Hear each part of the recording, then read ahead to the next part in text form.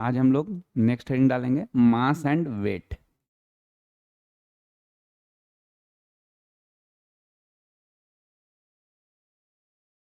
बोलचाल के भाषा में दोनों को एक जैसा लेते हैं, लेकिन एक्चुअली में ही दोनों में बहुत डिफरेंस होता है। ठीक है।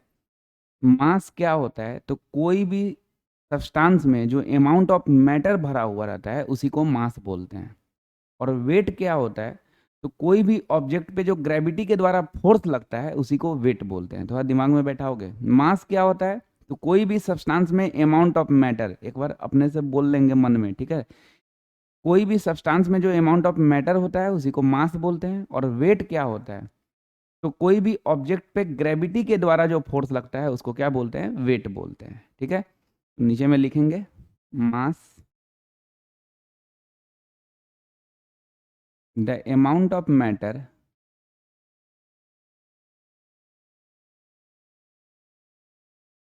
present in the substance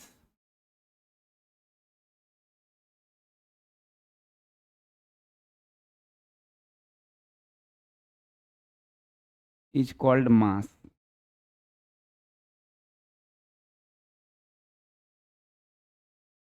नीचे में वेट, वेट क्या होता है, the force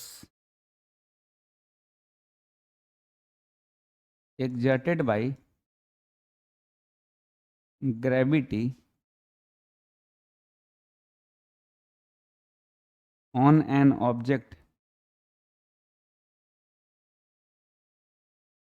is called weight।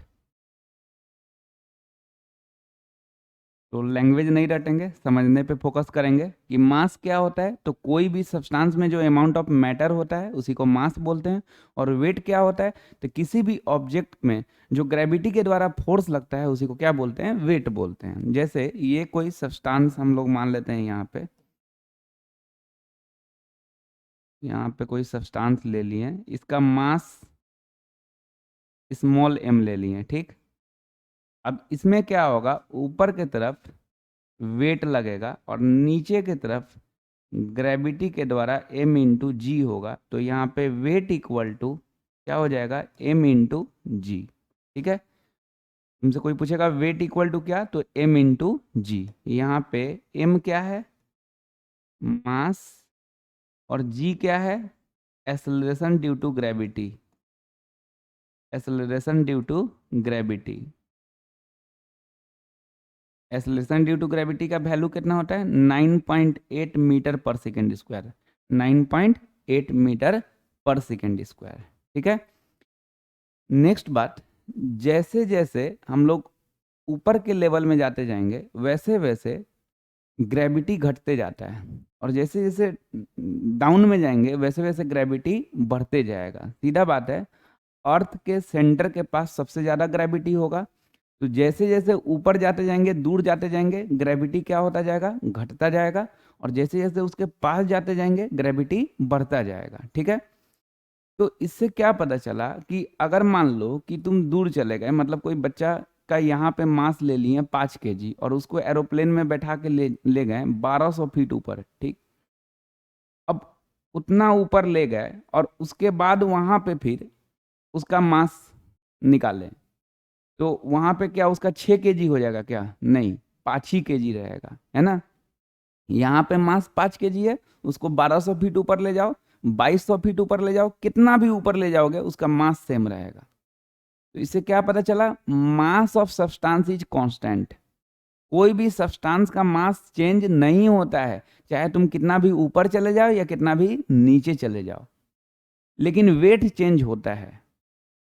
अगर यहाँ पे कोई बच्चा का वेट कुछ है, जैसे मान लो कि 5 kg था, है ना, तो acceleration due to gravity 9.8 metre per second square होता है, अप्रोक्सीमेट 10 ले लो। तो यहाँ पे उसका उस बच्चा का वेट कितना हो गया, 50 न्यूटन हो गया। तो जैसे ही उसको 1200 फीट ऊपर ले जाएंगे तो वहां पे क्या होगा, 1200 एग्जाम्पल ले रहे हैं, 1000 भी ले जा सकते हो, 900 फीट भी। तो जब ऊपर ले जाएंगे तो वहां पे क्या होगा कि एक्सेलरेशन ड्यू टू ग्रेविटी घट जाएगा, दूर जाने के कारण एक्सेलरेशन ड्यू टू ग्रेविटी घट जाएगा, जिसके कारण से वेट भी क्या हो जाएगा, घट जाएगा। तो मास ऑफ सब्सटेंस कांस्टेंट रहता है और वेट चेंज करता है। क्यों चेंज करता है? तो due to change in gravity, एकदम दिमाग में रखना है अच्छे से। फिर से एक बार, मास ऑफ सब्सटेंस कांस्टेंट रहता है, चेंज नहीं होता है, और वेट चेंज होता है। क्यों? तो due to change in gravity. ठीक है, तो नीचे में पॉइंट करके लिखोगे, mass of substance is constant whereas its weight may vary from one place to another place.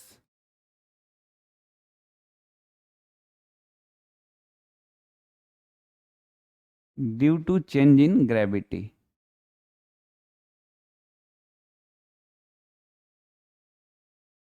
ठीक है, मास ऑफ सब्सटेंस कांस्टेंट होता है, लेकिन वेट क्या होता है? चेंज होता है।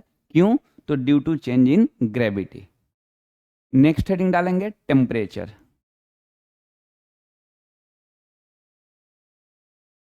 टेम्परेचर, टेम्परेचर का 3 यूनिट दिमाग में रखना है बुआ। एक तो डिग्री सी का भी लिखा रहा है, तो डिग्री सेल्सियस,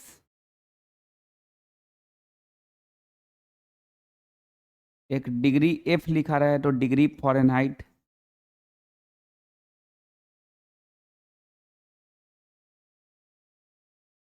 और के लिखा रहा है, ये डिग्री के कोई कोई लिख देता है, खाली के लिखना, के को केल्विन। ठीक है, तो टेम्परेचर सुनते ही दिल में 3 यूनिट आ जाना चाहिए, एक तो डिग्री सेल्सियस, डिग्री फॉरेनहाइट और केल्विन। अब बात है कि डिग्री सेल्सियस में दिया हुआ है, डिग्री फॉरेनहाइट में कन्वर्ट करना है, तो कैसे करें? ठीक है, तो to find degree Fahrenheit by degree Celsius, degree Celsius में दिया हुआ है, डिग्री फॉरेनहाइट में कन्वर्ट करना है, तो इसके लिए फॉर्मूला दिमाग में रखेंगे, degree Fahrenheit is equal to 9/5 degree Celsius plus 32, 9/5 degree Celsius plus 32। Next, अगर डिग्री सेल्सियस में दिया हुआ है, केल्विन में करना है, तब क्या करेंगे? तो to find kelvin by degree Celsius. ठीक है, kelvin is equal to degree Celsius plus 273। Kelvin is equal to क्या हो जाएगा? डिग्री सेल्सियस प्लस क्या? 273। तो ये दोनों अच्छे से दिमाग में रखेंगे, कन्वर्जन में बहुत यूज आता है। बहुत बार क्या किया जाता है कि टेम्परेचर डिग्री सेल्सियस में दिया होता है, उसको फॉरेनहाइट में कन्वर्ट करने बोलता है। बहुत बार डिग्री सेल्सियस में दिया हुआ है, केल्विन में कन्वर्ट, ये तो बहुत सारा क्वेश्चन बनाने में भी यूज आता है, क्योंकि ऐसा यूनिट टेम्परेचर का क्या होता है? केल्विन होता है। तीनों ही यूनिट है, लेकिन ऐसा यूनिट क्या है? केल्विन है। तो बहुत बार क्वेश्चन में जैसे जो पुट करना होता है, वो तो ऐसा यूनिट में पुट करना होता है। अगर तुमको डिग्री सेल्सियस में दिया हुआ है, डायरेक्टली डिग्री सेल्सियस में पुट कर दो, गलत हो जाएगा। तो डिग्री सेल्सियस से केल्विन में कन्वर्ट करना होता है। अब तुमको पता ही नहीं है तो कैसे कन्वर्ट करोगे? तो दिमाग में रहना चाहिए, कभी भी डिग्री सेल्सियस में दिया हुआ है, डिग्री फॉरेनहाइट में कन्वर्ट करना है, तो क्या करेंगे? 9/5 डिग्री सेल्सियस प्लस 32, और डिग्री सेल्सियस में दिया हुआ है, केल्विन में कन्वर्ट करना है, तो kelvin is equal to degree Celsius plus 273। ठीक है, कुछ क्वेश्चन देखते हैं इससे।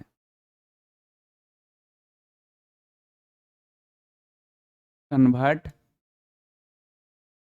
25 degree Celsius into degree Fahrenheit and kelvin. ठीक है, क्या करना है? 25 डिग्री सेल्सियस को डिग्री फॉरेनहाइट में कन्वर्ट करना है और केल्विन में कन्वर्ट करना है। सिंपली कभी भी ऐसा क्वेश्चन पूछे ना, तुमको क्या करना है? फॉर्मूला लगा देना है, degree Fahrenheit is equal to 9/5 degree Celsius plus 32। क्या अब क्या करेंगे? 9/5 डिग्री सेल्सियस की जगह पे कितना डाल देंगे? 25, है ना? 25 अब प्लस 32, 5 से ही 5 हो गया, 9×5 जब 45 प्लस 32, 5 और 2 7, 4 3 7, तो 77 डिग्री फॉरेनहाइट। ये हो गया आंसर, डिग्री फॉरेनहाइट में हो गया। अब केल्विन में करना है, तो केल्विन के लिए क्या करेंगे? डिग्री सेल्सियस प्लस 273, बस डिग्री सेल्सियस वाला डाल देंगे, 25 प्लस 273 कितना हो जाएगा? 298 केल्विन। यही हो गया आंसर, ठीक है। तो ये तो बहुत बार रूम टेम्परेचर है ना 25 डिग्री सेल्सियस, तो बहुत बार ये हो जाता है कि 25 डिग्री सेल्सियस को केल्विन में करना होता है, तो 25 + 273, ठीक है। तो हम लोग क्या देखें कि कभी भी डिग्री सेल्सियस से डिग्री फ़ारेनहाइट में कन्वर्ट करना है तो degree Fahrenheit equal to 9/5 degree Celsius plus 32, और डिग्री सेल्सियस से केल्विन में कन्वर्ट करना है तो kelvin equal to degree Celsius plus 273। अगर याद रखेंगे तो खूब आराम से बना लेंगे। अब ऐसा जरूरी नहीं है कि हर बार तुमको डिग्री सेल्सियस में दिया रहे और केल्विन में कन्वर्ट करना हो, या डिग्री सेल्सियस में दिया हुआ है डिग्री फ़ारेनहाइट में कन्वर्ट करना हो। कभी कभी ये भी तो हो सकता है कि डिग्री फ़ारेनहाइट में दिया हुआ है और डिग्री सेल्सियस में कन्वर्ट करना है, या डिग्री केल्विन में दिया हुआ है और डिग्री सेल्सियस में कन्वर्ट करना है। तो यार बस तुमको कभी भी केल्विन में दिया हुआ है डिग्री सेल्सियस में करना है, या डिग्री सेल्सियस में दिया हुआ है केल्विन में करना है, फॉर्मूला यही लगाएंगे आराम से। जिसका दिया रहेगा, अभी डिग्री सेल्सियस का दिया हुआ है डिग्री सेल्सियस की जगह पे पुट कर दिए, अगर केल्विन का दिया रहता तो केल्विन की जगह पे पुट कर देते, डिग्री सेल्सियस निकल जाता। मतलब इसके लिए टेंशन नहीं लेना। कोई कोई एकदम ई भी kelvin equal to degree Celsius plus 273 ये भी याद करता है, और फिर याद कर लेगा डिग्री सेल्सियस केल्विन माइनस 273। इतना काबिल बनने का क्या जरूरी है। सीधे एक फॉर्मूला याद रखो, जो वैल्यू दिया रहा है उसको पुट कर लो, बाकी निकाल लो, ठीक है। तो एक और क्वेश्चन ये तुम लोग अपने से करना, convert 27 degree Celsius into degree Fahrenheit and kelvin. ये पॉज करके अपने से करोगे, ठीक, और उसके बाद आगे का देखोगे। अगर बन जाएगा तो फिर देखने का भी जरूरी नहीं, सीधे आंसर मिला लेंगे थोड़ा आगे बढ़ा के और फिर आगे बढ़ेंगे, है ना। तो 27 डिग्री सेल्सियस को क्या करना है, डिग्री फ़ारेनहाइट में करना है और केल्विन में करना है। पॉज करके अपने से जरूर बनाओगे, ठीक, ये नहीं खाली देखने से क्या होगा जी। जब तक अपने बनाएंगे नहीं, थोड़ा दिमाग में नहीं रखेंगे फॉर्मूला, तब तक क्या फायदा होगा। तो बनाएंगे जरूर, ठीक है। चलो, तो क्या होगा, degree Fahrenheit equal to 9/5 degree Celsius plus 32। तो 9/5 डिग्री सेल्सियस की जगह पे 27 डाल देंगे, अब प्लस 32, 5 से काट देंगे, 5 5 जा 25, फिर 2 बचा, डिसिमल देंगे तो 20, 5 4 जा 20, 9 4 जा 36, 3, 9 5 जा 45 और 3 48 प्लस 32, 8 और 2 10, 5 और 3 8, 80.6 डिग्री फ़ारेनहाइट। ये आ गया फ़ारेनहाइट वाला। अब केल्विन वाला करेंगे, तो kelvin equal to degree Celsius plus 273, degree Celsius की जगह पे 27 डाल दो प्लस 273, कितना आ जाएगा 300 केल्विन, ठीक है। अगर ये आंसर आया तो बहुत अच्छा बात है ना, नहीं आया तो सीखो कि कहाँ पे क्या गलती हुआ है, ठीक है। नेक्स्ट क्वेश्चन देखते हैं, convert 80 degree Fahrenheit into degree Celsius. इसमें क्या बोला है कि डिग्री फ़ारेनहाइट को क्या चीज़ में करना है, डिग्री सेल्सियस में करना है। बोले थे अभी कि डिग्री सेल्सियस से डिग्री फ़ारेनहाइट में करना हो या डिग्री फ़ारेनहाइट से डिग्री सेल्सियस में करना हो, इसका टेंशन नहीं लेना है, फार्मूला वही लगाना है। तो क्या करेंगे, पॉज करके अगर हो सके तो बना लो, उसके बाद देखोगे तो अच्छा रहेगा, ठीक है ना। तो इसका क्या करेंगे, degree Fahrenheit equal to 9/5 degree Celsius plus 32, ये लगा दिए। अब डिग्री फ़ारेनहाइट की जगह पे 80 पुट करेंगे। पिछला क्वेश्चन में क्या करते थे, डिग्री सेल्सियस की जगह पे पुट करते थे, यहाँ पे डिग्री फ़ारेनहाइट की जगह पे पुट कर देंगे 80, इधर में 9/5 degree Celsius plus 32, 9/5 degree Celsius को अकेले रहने दो, तो 32 इधर जाएगा तो माइनस में होगा, तो 9/5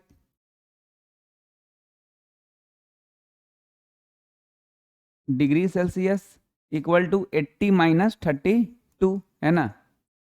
10 से 2 8, 7 से 3 4, 48 हो गया।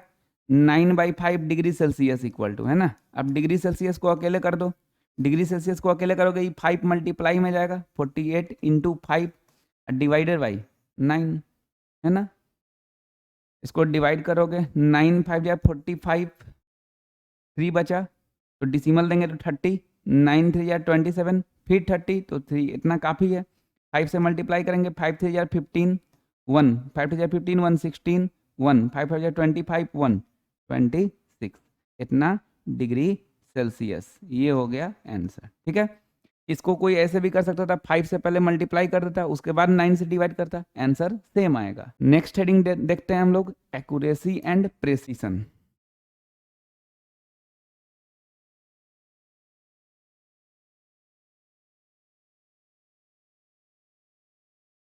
एक्यूरेसी एंड प्रेसिशन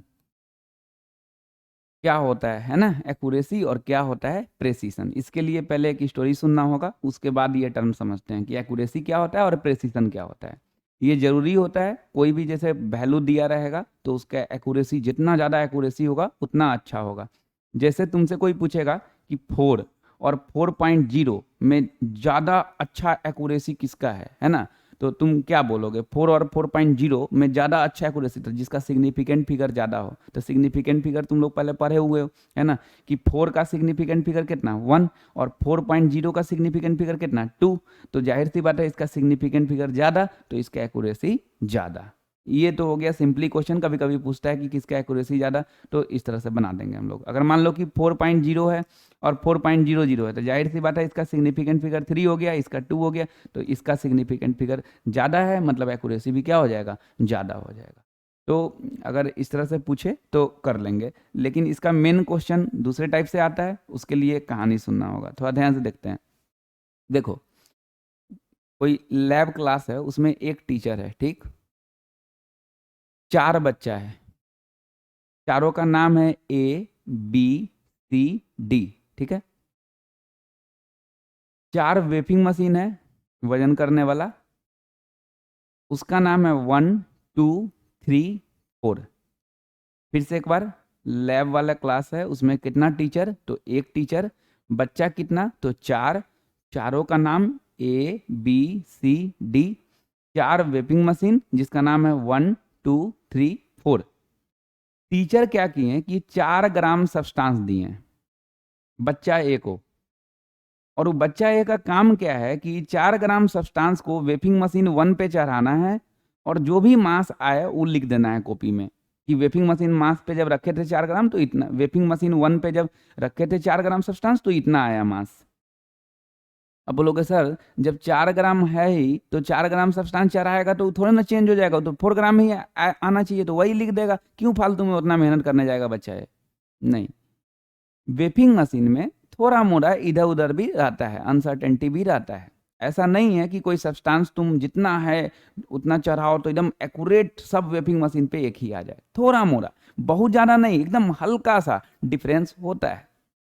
अगर मान लो तुम 4 ग्राम सब्सटेंस कोई वेपिंग मशीन पे रख रहे हो और थोड़ा सा उसमें उड़ गया, हवा जोर से बहा उड़ गया, तो जाहिर सी बात है यार 4 ग्राम नहीं होगा, 3.98 ग्राम होगा, 3.97 ग्राम होगा। तो एकदम पूरा एक्यूरेट में लिखना है, ये नहीं कि 4 ग्राम तो अप्रोक्स में 4 ग्राम लिख दिए, है ना। वैसा रहता तो फिर बच्चा ए को मेहनत नहीं पड़ता, है ना। चलो, तो बच्चा ए का काम क्या मिला कि 4 ग्राम सब्सटेंस मिला, और बच्चा ए को वेपिंग मशीन 1 पे 2 पे 3 पे 4 पे सब पे रखना है, और जो भी आए मास वो लिख देना है नीचे में। तो बच्चा ए क्या किया कि वेपिंग मशीन 1 पे आया, जो भी मास रखा, जो भी मास आया वो लिख दिया, फिर वेपिंग मशीन 2 पे रखा, जो भी मास आया लिख दिया, ऐसे ही करके 3 पे भी रखा, 4 पे भी रखा। और जब चारों का मास लिख दिया तो लास्ट में उसको सर बोले कि एवरेज वैल्यू भी निकालो। तो एवरेज वैल्यू कैसे निकाला होगा? चारों का मास सम कर दिया होगा, डिवाइडेड बाई 4 कर दिया होगा, तो एवरेज वैल्यू भी निकल गया होगा। सेम यही काम बच्चा बी को भी मिला, बच्चा सी को भी मिला, बच्चा डी को भी मिला, ठीक है।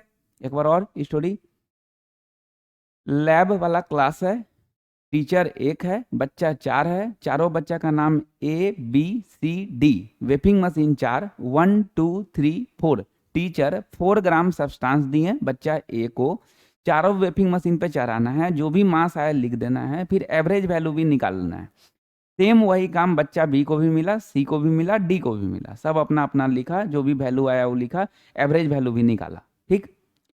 अब ये इतना, ये जो हुआ प्रोसेस, इसमें क्या क्या चीज आया? तो पहले, सबसे पहले टीचर 4 ग्राम सब्सटेंस दिए थे, तो वो हो गया ट्रू वैल्यू। उसको क्या बोलेंगे? ट्रू वैल्यू बोलेंगे। जो टीचर देते हैं सब्सटेंस, जितना भी सब्सटेंस देंगे वो हो गया ट्रू वैल्यू। अब बच्चा सब क्या किया कि चारों वेपिंग मशीन पे रख रख के मास लिखा, उसको बोलते हैं मेजरमेंट वैल्यू। क्या बोलते हैं उसको, मेजरमेंट वैल्यू। और जब मेजरमेंट करने के बाद लास्ट में एवरेज भी निकाला तो उसको बोलते हैं एवरेज वैल्यू। तो तीन तरह का वैल्यू आ गया, true value, measurement value, average value. ठीक है, true value, measurement value, average value, दिमाग में बैठा लो क्या क्या, true value, measurement value, average value. अब समझो कि एक्यूरेसी क्या होता है। अगर ट्रू वैल्यू और एवरेज वैल्यू एक दूसरे का क्लोज होगा तो बोलेंगे good accuracy, otherwise poor accuracy. अब बात है सर क्लोज मतलब क्या समझे, ट्रू वैल्यू और एवरेज वैल्यू, चलिए ये तो दिमाग में कर लिए कि एक्यूरेसी के लिए क्या देखना होता है, ट्रू वैल्यू और एवरेज वैल्यू देखना होता है। लेकिन ट्रू वैल्यू और एवरेज वैल्यू क्लोज होगा, अब क्लोज के लिए क्या देखे सर, क्लोज के लिए देखना होता है कि 0.1 तक का अगर डिफरेंस रहे तो समझ जाना कि क्लोज है। अगर मान लो एक है 0.5, एक है 0.6, तो इसको क्लोज मान लेंगे। और जैसे ही 0.1 का डिफरेंस ज्यादा हो गया तो फिर उसको क्लोज नहीं मानेंगे। मतलब अगर एक है 0.5 मेजरमेंट वैल्यू मान लेते हैं और एक है 0.7, तो इसको क्लोज नहीं मानेंगे। तो एक्यूरेसी के लिए क्या बोल रहे, ट्रू वैल्यू और एवरेज वैल्यू क्लोज होना चाहिए। कौन कौन वैल्यू दिमाग में करो, एक्यूरेसी देख के दिल में करो, ट्रू वैल्यू और एवरेज वैल्यू क्लोज होना चाहिए। क्लोज मतलब समझ गए, कितना तक का गैप, 0.1 तक का गैप। और प्रेसिशन के लिए क्या होना चाहिए, मेजरमेंट वैल्यू और एवरेज वैल्यू क्लोज होना चाहिए। मेजरमेंट वैल्यू और एवरेज वैल्यू क्लोज होना चाहिए। ट्रू वैल्यू और एवरेज वैल्यू, मेजरमेंट वैल्यू और एवरेज वैल्यू। ठीक है, यही चीज दिमाग में रखना है। कभी भी क्वेश्चन में, एक तो देखो उस टाइप का क्वेश्चन जो स्टार्टिंग में बताएं कि 4 और 4.0 में किसका एक्यूरेसी ज्यादा, तो मार दोगे, ठीक है, सिग्निफिकेंट फिगर ज्यादा उसका। लेकिन अगर दूसरे टाइप का क्वेश्चन पूछता है, अगर तुमको सबका एक्सपेरिमेंट दिया हुआ है कि वेफिंग मशीन 1 पे इतना मास आया बच्चा ए के द्वारा, फिर 2 पे, 3 पे, 4 पे सब बच्चा के द्वारा, तो ये पूरा एक्सपेरिमेंटल अप्रोच अगर दिया हुआ है तो उस केस में हम लोग क्या देखते हैं, ट्रू वैल्यू और एवरेज वैल्यू अगर क्लोज है तो गुड एक्यूरेसी बोलेंगे, अगर क्लोज नहीं है तो पुअर एक्यूरेसी बोलेंगे। उसी तरह मेजरमेंट वैल्यू और एवरेज वैल्यू क्लोज है तो गुड प्रेसिशन बोलेंगे, अदरवाइज पुअर प्रेसिशन बोलेंगे। तो प्लीज इसको दिमाग में करो, पॉज करके शांति से एक बार जरूर सोचो, फिर आगे देखना। एक्यूरेसी के लिए ट्रू वैल्यू और एवरेज वैल्यू, प्रेसिशन के लिए मेजरमेंट वैल्यू और एवरेज वैल्यू। एक्यूरेसी के लिए ट्रू वैल्यू और एवरेज वैल्यू, प्रेसिशन के लिए मेजरमेंट वैल्यू और एवरेज वैल्यू। हो गया, चलिए लिखते हैं इसको। एक्यूरेसी के लिए सिर्फ इतना दिमाग में रख लेंगे, true value and average value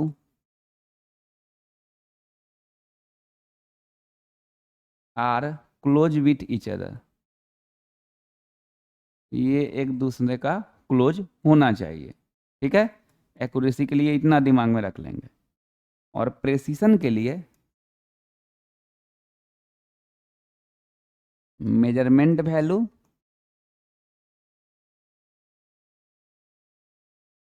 and average value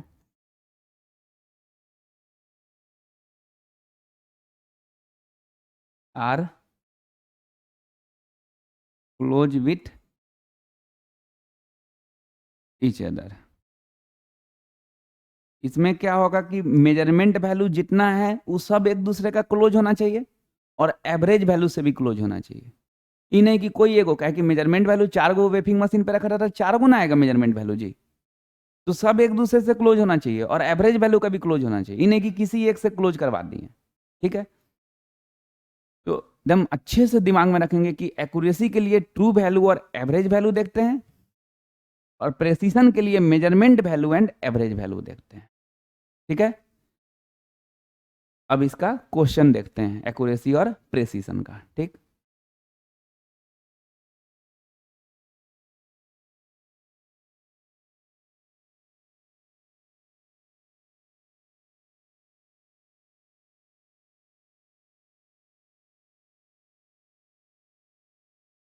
देखो भाई,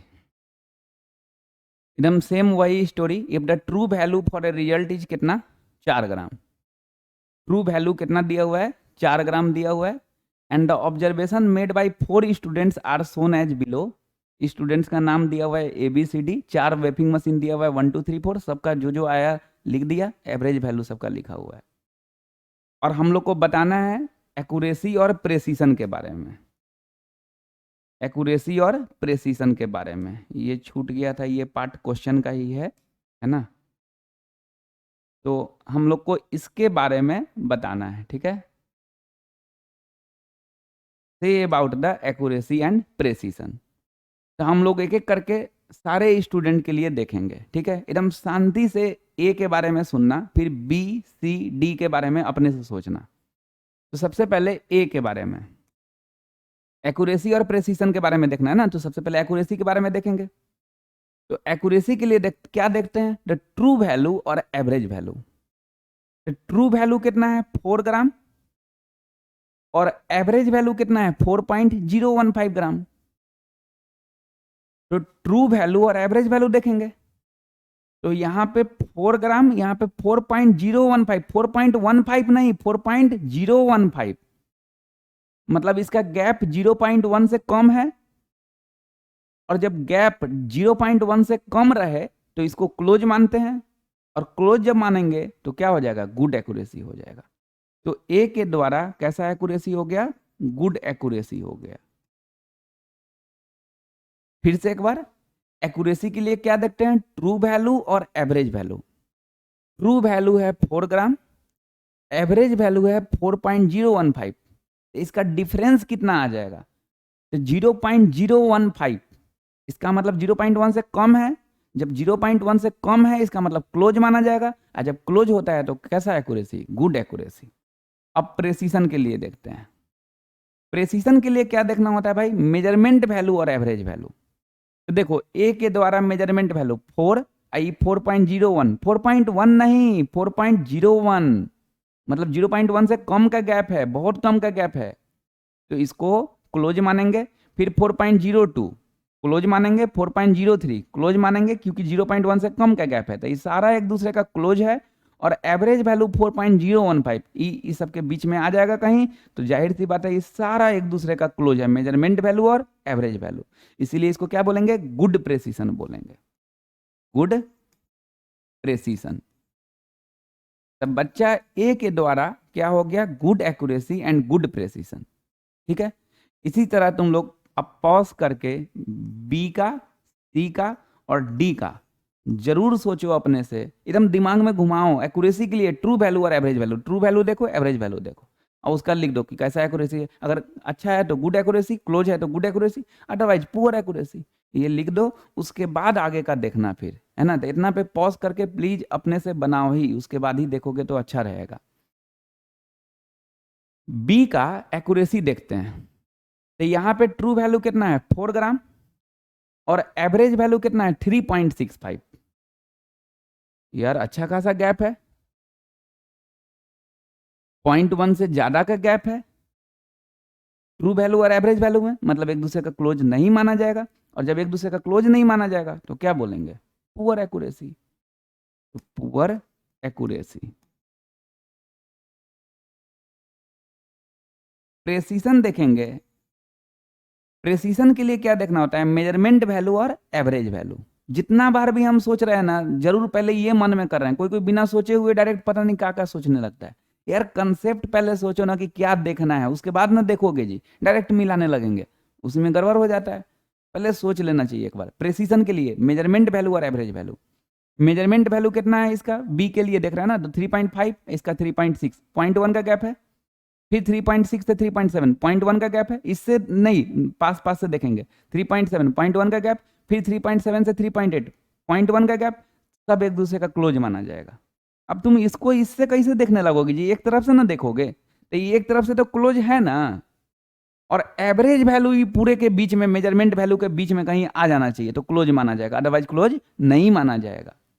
तो क्या देख रहे हैं कि 3.5 से 3.6 है, मतलब क्लोज माना जाएगा, 0.1 का गैप है, 3.6 से 3.7 है मतलब क्लोज माना जाएगा, 0.1 का गैप है, 3.7 से 3.8 क्लोज माना जाएगा, 0.1 का गैप है, 3.65 इस सबके बीच में है, मतलब मेजरमेंट वैल्यू और एवरेज वैल्यू एक दूसरे का क्लोज है, मतलब गुड प्रेसिशन। क्या हो जाएगा? Good precision. ठीक है, चलिए अब सी के लिए देखते हैं। सी के लिए ट्रू वैल्यू कितना है? 4, और एवरेज वैल्यू भी कितना है? 4। यार इससे शानदार क्या होगा? थोड़ा सा भी गैप नहीं, एकदम एक्सीलेंट एक्यूरेसी। लेकिन एक्सीलेंट मत बोलना, गुड ही एक्यूरेसी बोलना। तो ट्रू वैल्यू और एवरेज वैल्यू एकदम सेम है यार, अब इससे अच्छा एक्यूरेसी क्या चाहिए? तो गुड एक्यूरेसी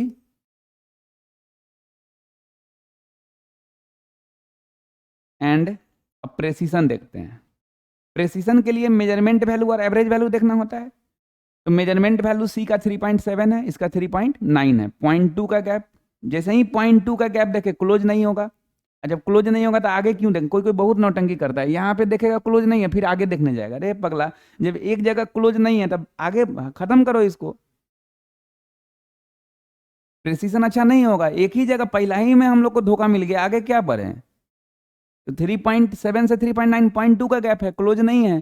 क्लोज नहीं है मतलब पुअर प्रेसिशन। अब आगे नहीं देखने जाएंगे कि ये क्या है ये क्या है, नहीं देखने जाएंगे ये सब। ठीक है ना? तो क्या हो जाएगा? Poor precision.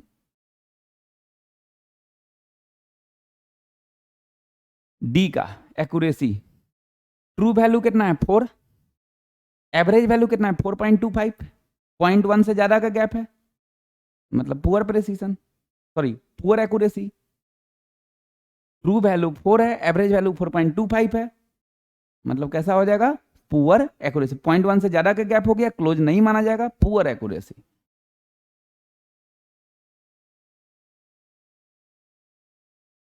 प्रेसिशन देखते हैं। प्रेसिशन के लिए मेजरमेंट वैल्यू और एवरेज वैल्यू 3.6 से 4.2, यार काफी का गैप है यार, धोखा मिला, आगे नहीं देखेंगे, क्लोज नहीं है, पुअर प्रेसिशन, पुअर प्रेसिशन। ठीक है,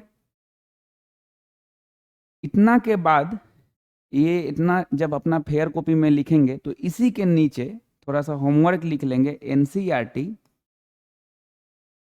एक्सरसाइज 9 और 32, क्वेश्चन नंबर 9 और question number 32 average atomic mass वाला होगा, तो अच्छे से बनाएंगे इतना ही के बाद, लेकिन फेयर कॉपी में नहीं, होमवर्क खाली लिखेंगे फेयर कॉपी में, बनाएंगे कहाँ? रफ कॉपी में। ठीक है, 9 और 32 दोनों नंबर, दोनों क्वेश्चन में एवरेज एटॉमिक मास निकालना होगा, और ये बहुत बहुत रिपीट करता है इस कंसेप्ट का क्वेश्चन। जब भी एवरेज एटॉमिक मास निकालना होता है ना, तो क्या करते हैं, एक का परसेंटेज दिया रहता है वो इनटू उसका एटॉमिक मास, फिर प्लस दूसरा का परसेंटेज इंटू उसका एटॉमिक मास, प्लस तीसरा का परसेंटेज इंटू उसका एटॉमिक मास। अब बाई सबका परसेंटेज, जो तीनों का परसेंटेज है वो सबको जोड़ेंगे ना, तो 100 आ ही जाना है, तो बाई 100, बस उसको सॉल्व करो, निकालो, एवरेज एटॉमिक मास आ जाएगा। फिर से एक बार, कभी भी अगर एवरेज एटॉमिक मास निकालना होता है ना, जिसका भी निकालना है ना, तो उसका परसेंटेज और एटॉमिक मास दिया रहेगा तुमको टेबल बना के, तो उसका percentage into atomic mass, plus फिर दूसरे का, प्लस फिर तीसरे का, अगर 2 का दिया हुआ है तो 2 ही में खत्म करो, 3 का दिया हुआ है तो 3 में। अब बाई परसेंटेज जब सबका जोड़ेंगे तो कितना आ जाएगा? 100 आ जाएगा, इससे तुमको एवरेज एटॉमिक मास निकल जाएगा। तो दोनों क्वेश्चन में 9 और 32 दोनों क्वेश्चन में एवरेज एटॉमिक मास ही निकालना है। तुम बहुत बार देखोगे ये रिपीट करता हुआ, तुमको जेई मेंस का क्वेश्चन बैंक में भी मिल जाएगा ये एवरेज एटॉमिक मास वाला, बहुत सारा बुक में भी मिलेगा और नीट में भी मिलेगा। तो बहुत इंपॉर्टेंट क्वेश्चन है ये दोनों, रफ कॉपी में जरूर बनाना इसको। ठीक है, और ये सबको क्या करेंगे, खूब अच्छे से प्रैक्टिस करेंगे। जो प्रैक्टिस करने वाला है, सोचने वाला है तो इसको सोचेंगे, याद करने वाला को याद करेंगे। अब मान लो हम पढ़ रहे हैं और हमसे कोई पूछ दे कि डिग्री सेल्सियस में दिया हुआ है, केल्विन में कन्वर्ट करना है, तो क्या फार्मूला होगा, हम बता ही नहीं पाए, तो क्या फायदा हुआ पढ़ने का, वीडियो देखने का। तो डेली डेली एक बार ना पेज पलटना बनता है स्टार्टिंग से, और पेज पलट के कि क्या क्या पढ़े हैं उसके बारे में सोचना बनता है, तब अच्छा से एकदम दिमाग में बैठ जाता है। तो कोई भी पूछता है तो जल्दी से बता देंगे, क्वेश्चन पे अप्रोच बनेगा, है ना। हम लोग ये वो बोलते रहते हैं कि ये करना है वो करना है ना, 25 को बुक खरीद लेते हैं, ये वो कर लेते हैं और पढ़ते नहीं हैं ठीक से, ये गलत बात है। तो पढ़ना चाहिए अच्छे से, ठीक ना। चलो फिर नेक्स्ट क्लास में आगे बढ़ते हैं, ठीक है।